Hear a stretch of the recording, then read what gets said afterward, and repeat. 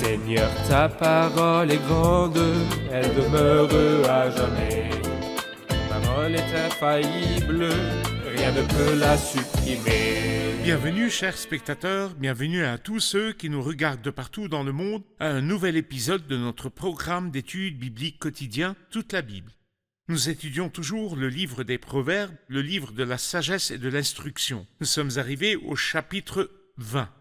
La question importante est, que dit la Bible concernant les vins et les boissons fortes? Est-ce que la Sainte Bible et la chrétienté permettent de boire le vin ou les boissons fortes? C'est ce que nous verrons par la grâce de Dieu dans l'épisode d'aujourd'hui. Je voudrais accueillir les serviteurs du Seigneur qui nous honorent de leur présence au studio. Frère Ramin Hilal, bienvenue. Merci Frère Faïs beaucoup. Fouad, bienvenue. Merci beaucoup. Nous accueillons aussi nos invités qui sont avec nous. Bienvenue à tous. Frère Faïs, je lirai les premiers versets du chapitre 20 et je vous poserai ensuite une question. Le vin est moqueur, les boissons fortes sont bruyantes, son enivré n'est pas sage. La terreur qu'inspire le roi est pareille au rugissement d'un lion. L'irriter, c'est pécher contre soi-même. C'est une gloire pour l'homme d'éviter les disputes, mais un fou s'y engage. À cause du froid, le paresseux ne laboure pas. Au moment de la moisson, il voudrait récolter, mais il n'y a rien. Il a commencé à parler du vin et des boissons fortes. La chrétienté et la Bible sont accusées très souvent de permettre de boire du vin. Oui. Et on dit que la chrétienté permet de boire du vin. Regardez ce que les gens font lors des fêtes et des occasions et des célébrations, comme le jour de l'an. Que dit la Bible concernant le vin et les boissons fortes? Dans l'Ancien Testament, le vin représente les plaisirs du monde.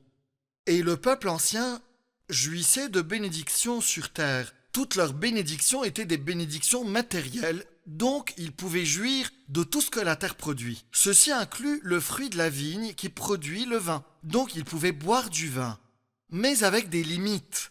La première limite est que si le vin représente les plaisirs du monde, la Bible nous avertit contre l'indulgence dans les plaisirs du monde. Le vin inclus. Deuxièmement, pour que le vin soit une boisson forte, il faut utiliser du levain pour la fermentation et pour maintenir un certain taux d'alcool. Ça devient alors une boisson forte. La Bible nous avertit dans l'Ancien Testament contre le levain. Donc il y avait la fête des pains sans levain et elle continuait pendant 7 jours, durant lesquels c'était interdit qu'une maison contienne du levain. Donc nous comprenons de cela que c'était interdit que la maison contienne du levain qui fermenterait le jus de raisin pour en faire du vin qui rendrait ivre. Et si nous appliquons cela au Nouveau Testament, nous pouvons dire que nos bénédictions ne sont pas des bénédictions charnelles pour jouir du fruit de la terre, mais nos bénédictions sont célestes. Et nous ne tombons jamais dans l'ivresse parce que ne vous enivrez pas de vin, cela mène à la débauche. Soyez au contraire remplis de l'Esprit. Le Saint-Esprit est celui qui donne le véritable bonheur. La Bible nous avertit des effets du vin et il nous avertit de ne pas boire de vin. Et ces avertissements sont très très clairs. Il y a des histoires qui disent de faire très attention. Par exemple, l'histoire de Noé. Quand Noé s'est enivré et s'est mis tout nu. Cette histoire est un avertissement. L'histoire de Lot avec ses filles est aussi un avertissement. Faites attention avec le vin. Ces deux sont des personnes pieuses, mais il y a d'autres histoires avec des personnes méchantes comme Nabal. Quand Abigaël est allée lui parler, il était très ivre. Comme tout le monde le dirait, il était saoul à charmer ses époux. Ben-Hadad était saoul la nuit de sa défaite. Belshazzar, la nuit où il s'est amené des problèmes, il était saoul et a demandé les ustensiles du temple pour boire du vin dedans. Mais le vin est aussi, si je peux dire, il est aussi utilisé pour des fins médicales. L'apôtre Paul a dit à Timothée qui avait des malaises fréquents, il n'a pas dit de boire un peu de vin, mais il a dit « Cesse de ne boire que de l'eau. Prends un peu de vin pour des fins médicales, à cause de ton estomac et de tes fréquents malaises. » Donc le vin est comme le feu. Le feu n'est-il pas utile? Il est utile, mais il peut causer des catastrophes, de grandes catastrophes. Donc il peut être utilisé pour des fins médicales contrôlées. Il n'y a pas de problème, mais pas jusqu'au point de faire perdre conscience à une personne, ni perdre son équilibre mental, ni pour des fins d'ivresse, ni pour nous faire des actions impures. Très bien. C'est vrai que le Seigneur n'a pas défendu son peuple de boire du vin dans l'Ancien Testament, mais les Nazirites, consacrés à Dieu, ne pouvaient pas boire du vin. Ils ne pouvaient pas manger de raisins, même des raisins secs. L'Ancien Testament dit ne figure pas parmi les buveurs de vin parmi ceux qui font des excès de viande. Cela veut dire que boire beaucoup de vin nuit au corps. Si le vin donne la joie dans l'Ancien Testament, Nous pouvons dire dans le Nouveau Testament, ne vous enivrez pas de vin, cela mène à la débauche. Soyez au contraire remplis de l'esprit. Ceci met le croyant dans un état de bonheur constant. Je dirais aussi quelque chose concernant l'application de ce texte, car nous pouvons avoir des enseignements spirituels et c'est ce que la Bible dit. Le vin représente la joie et le fait d'être rempli de l'esprit, mais aussi du côté pratique. En fait, il y avait du vin dans la terre d'Israël en ce temps, car dans ce contexte, la récolte était faite une fois par an. Donc la récolte des raisins se faisait une fois par an. En ce temps, quand vous visitiez une maison d'Israël, ils ne donnaient rien à boire. Ils n'avaient pas de boissons chaudes, des boissons gazeuses ou des jus comme nous les faisons aujourd'hui. Ils devaient récolter les raisins et c'était tout ce qu'ils avaient jusqu'à la récolte de l'année suivante. Donc, pour le préserver, ils avaient besoin d'un préservatif pour le garder toute l'année. Donc, ils mettaient un peu de levain. Cette petite quantité préservait ce jus toute l'année. Donc, c'était la boisson qu'ils offraient aux invités, mais l'excès était en fait le problème, parce qu'il menait à l'ivresse à cause de la fermentation. Donc, était-ce permis ou était-ce commun? Oui, c'était commun, parce que c'était une boisson normale à offrir aux invités. Donc, un peu de levain était mis dedans pour le préserver toute l'année jusqu'à la nouvelle récolte. Mais y a-t-il un commandement qui encourage l'excès? Non, le commandement dit de ne pas en boire trop, parce que l'excès affectait la pensée. Le Seigneur veut que nous ayons toutes nos facultés mentales, il nous avertit contre tout ce qui affecte la pensée et nous fait vaciller. C'est pour cela que le miracle de la transformation de l'eau en vin, le premier miracle que le Seigneur Jésus-Christ a fait, le vin n'a pas rendu les gens saouls. Au contraire, ils étaient sobres. En réalité, le mot utilisé n'est pas le vin fermenté, mais le jus de raisin. Exactement. Nous ferons une pause et nous reviendrons pour continuer notre étude. Chers spectateurs, nous nous reverrons après la pause. Restez branchés.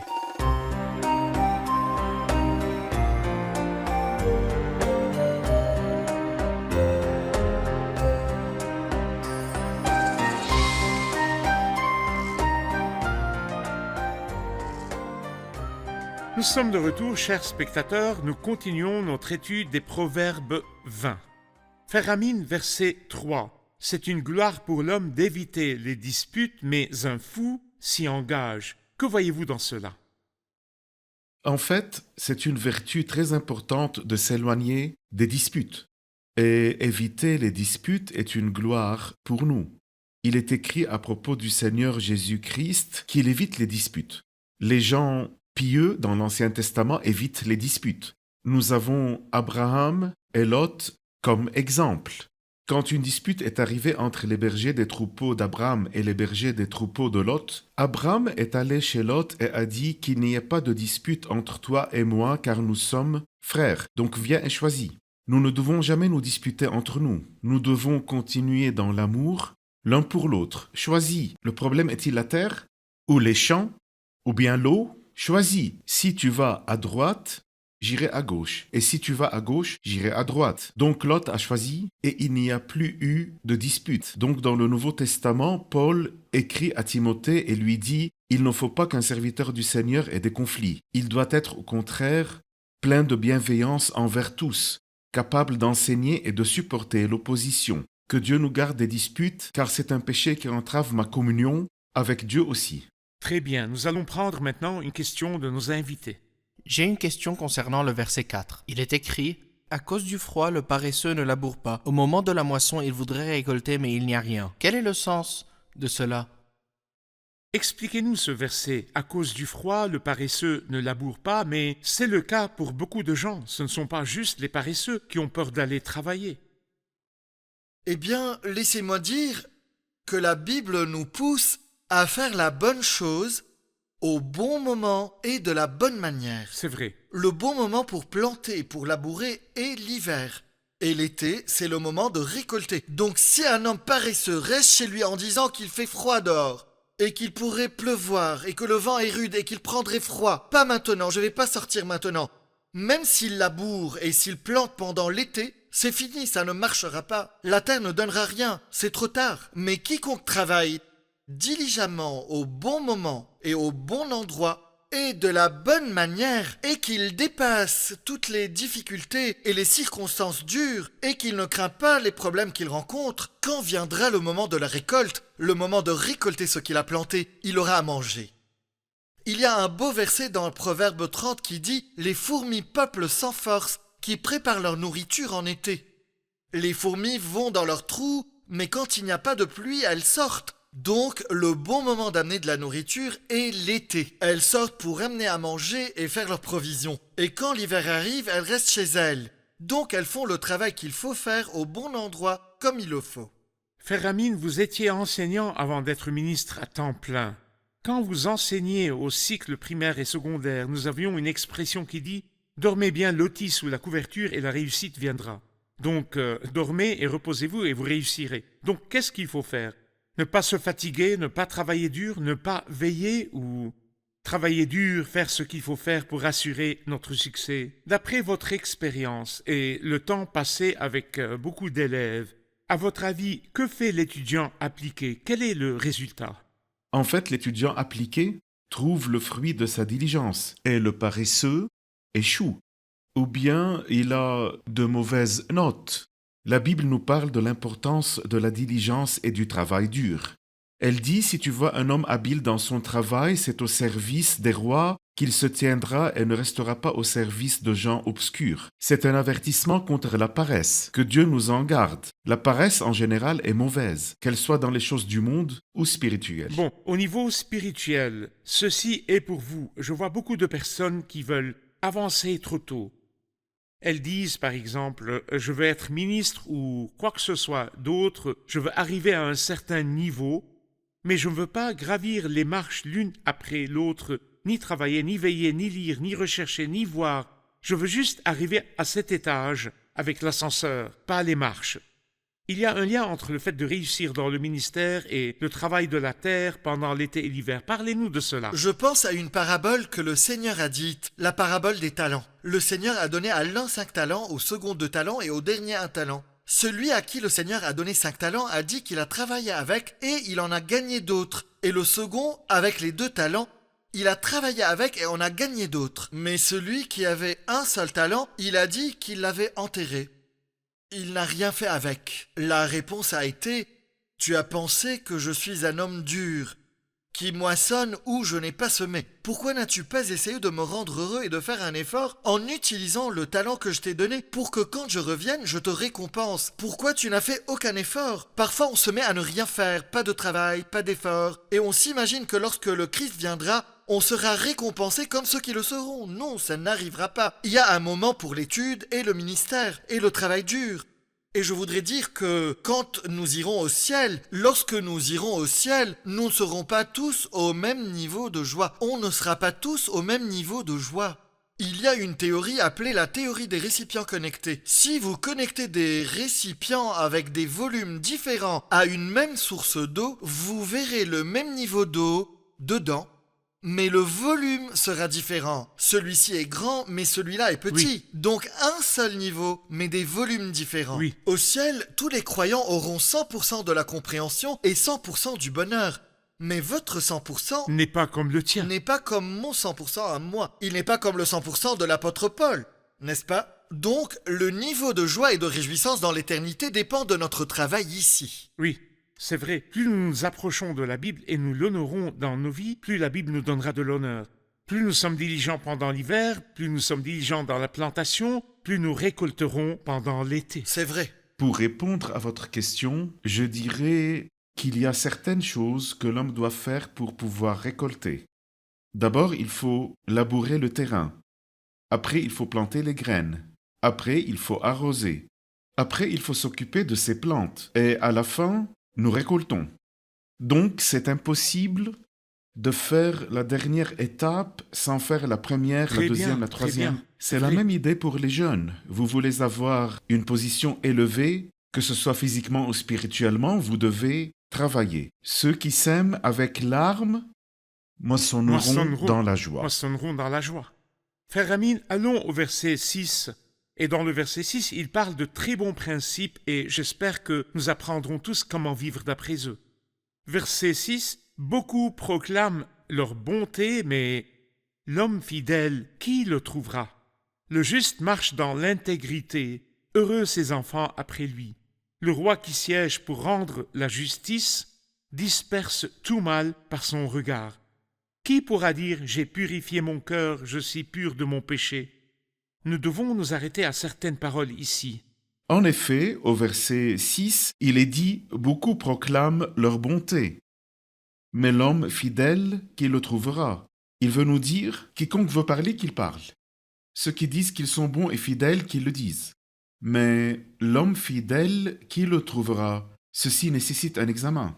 Les hommes fidèles aujourd'hui sont très rares dans un monde si plein de mal, de tromperies et de mensonges. Tout homme d'affaires, tout propriétaire d'une compagnie a besoin de personnes fidèles pour que la production soit suffisante.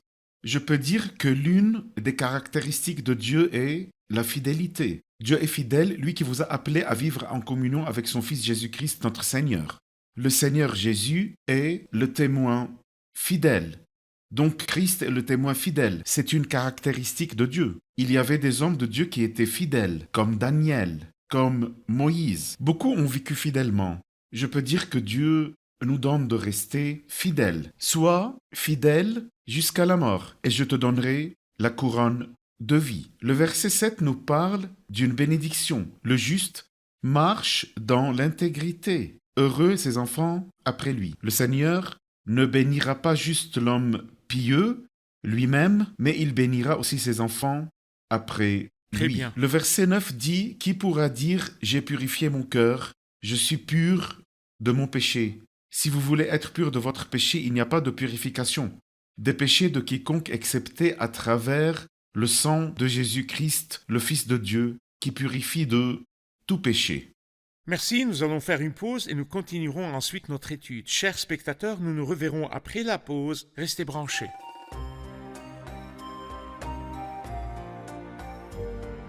Ma relation avec la Bible a commencé quand je me suis converti. Je la lisais dans mon enfance comme une sorte de devoir, avec l'encouragement de mon père et de ma mère, car j'ai été élevé dans une famille chrétienne pieuse. Donc, je lisais la Bible comme devoir, mais après être né de nouveau de Dieu, j'ai vu que la Bible était merveilleuse, belle et magnifique. Elle est la voix de Dieu pour moi.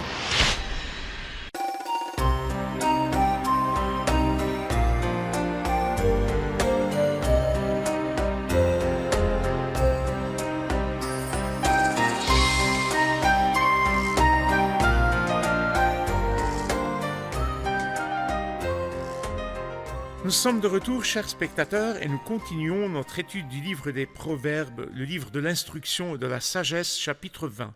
Dr. Fayez, si nous lisons le verset 14, il y a des paroles auxquelles nous devons nous arrêter. Les mots entre parenthèses dans la Bible, c'est comme si c'était une expression populaire. Elle dit « mauvais, mauvais », affirme l'acheteur. Mais une fois parti, il se félicite. Que veut-il dire? Ceci est un avertissement contre le vol et la fraude et la malhonnêteté dans la vie pratique quand nous achetons et nous vendons.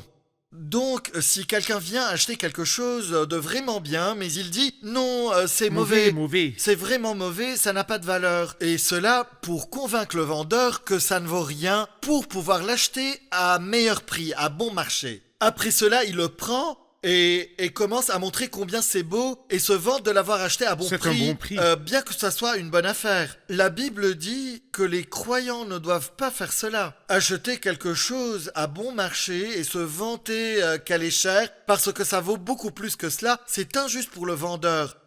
Donc ce n'est pas bon d'être injuste, menteur et manipulateur. C'est vraiment triste quand nous voyons des croyants faire ces choses-là. Je veux dire, quand nous voyons Abraham, par exemple, le père des pères, l'homme de la foi, quand il a voulu acheter un terrain, les Hittites ont dit à Abraham que ça va, c'est un cadeau. Oui. Il leur a dit non, je paierai le prix. Donc les pieux ne marchandent même pas, ils payent le prix au complet. Quand David a acheté le champ et l'aire de battage d'Aravna le Jébusien, il a aussi payé le prix au complet. Très bien. Imaginez par exemple si quelqu'un va acheter quelque chose qui vaut 1000 $ par exemple, mais il veut ruser et il dit donc au propriétaire qu'il a un défaut de fabrication, donc il le prendrait pour 900 $. Je pense que la bénédiction de Dieu pour cette chose sera réduite aussi et au lieu de servir pendant 4 ans, elle servira pendant 3 ans, ou la valeur qui a été payée. Mon évaluation devrait être conforme à l'évaluation de Dieu. Je suis un enfant de Dieu, les œuvres des ténèbres sont communes autour de nous. Du marchandage dans l'achat et la vente, la déception n'est pas une caractéristique C'est des vrai. enfants de Dieu. Nous sommes dans la lumière. Quand un croyant vend quelque chose, il ne doit pas tromper. Il doit dire les choses positives et les négatives, les bonnes et les mauvaises, pour que tout soit clair. En même temps, j'ai remarqué que dans les 2 cas mentionnés par Dr. Fayez, quand Abraham a acheté la grotte de Macpéla, il n'a pas marchandé. Et quand David a acheté l'aire de battage d'Aravna pour y faire un hôtel, il n'a pas marchandé. Je voudrais dire quelque chose à propos du Nous savons marchandage. bien marchander. Oui, mais ce n'est pas En bien. toute chose, je me rappelle une histoire vraie avec un marchand chrétien dans l'un des villages du nord de l'Égypte. Bien que ce village n'ait que 4 familles chrétiennes, ce marchand vendait des choses en bois. Il achetait des choses en bois, les réparait et les vendait. Donc tout client qui venait disait qu'il voulait acheter telle porte ou telle fenêtre, il lui dirait « J'ai acheté cette porte à ce prix, voici ce que ça m'a coûté de la réparer, voici le profit que j'en tirerai et voici le prix de vente. » Fidèle, en toute chose, il disait qu'il y avait ce défaut et qu'il l'avait réparé de cette façon. Donc il pourrait y avoir 10 marchands dans ce village autres que ce type, mais les gens lui faisaient confiance parce qu'il était fidèle. Très Donc bien. combien notre fidélité témoignerait du Seigneur et le glorifierait? C'est sûr que nos invités ont une question. Prenons donc une question. C'est un piège pour l'homme que de prendre à la légère un engagement envers Dieu et de ne réfléchir qu'après avoir fait des vœux. Nous voudrions une explication, s'il vous plaît. Oui, parlons donc du verset 25. Je voudrais clarifier 2 choses. Le mot prendre à la légère veut dire rapidement. Par exemple, avant d'y réfléchir, une personne prend un engagement envers Dieu. Et après cela, la personne découvre qu'elle ne pourra pas le respecter. Donc je voudrais expliquer 2 choses. Les engagements sont liés à la loi.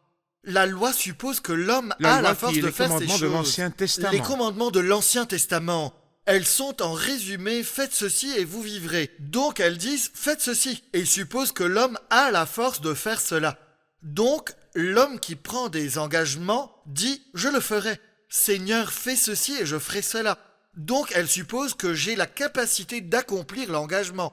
Dans le Nouveau Testament, nous voyons que nous ne pouvons rien faire. Sans toi, Seigneur, nous ne pouvons rien faire. Donc les engagements sont liés à l'Ancien Testament. Mais dans le Nouveau Testament, il n'y a pas d'engagement.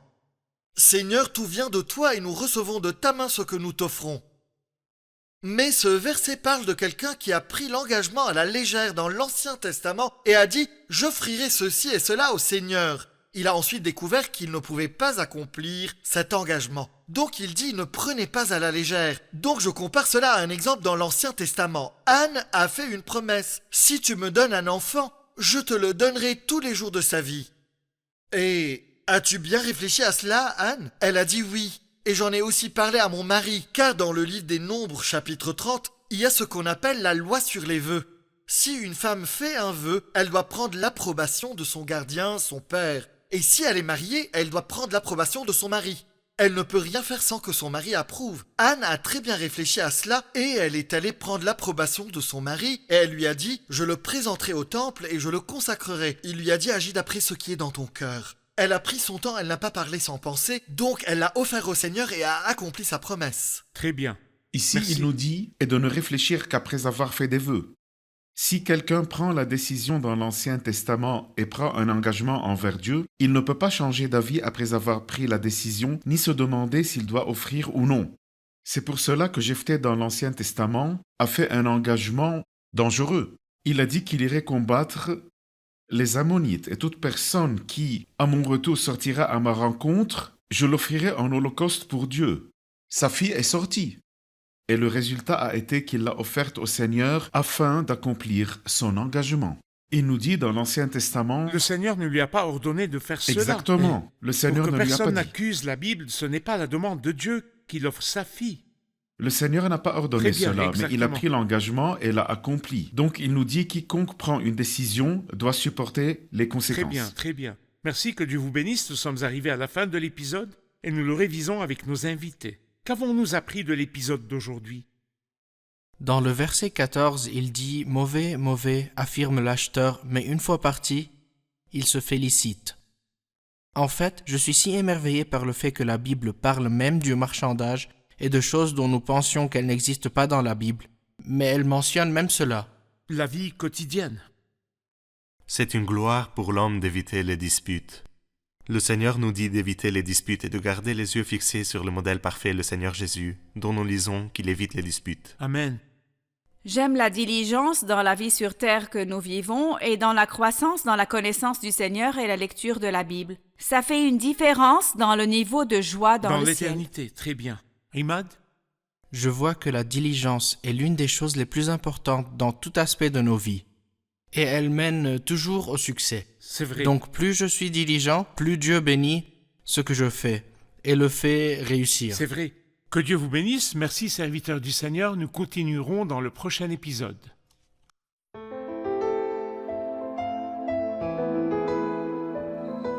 Seigneur, ta parole est grande, elle demeure à jamais. Ta parole est infaillible, rien ne peut la supprimer.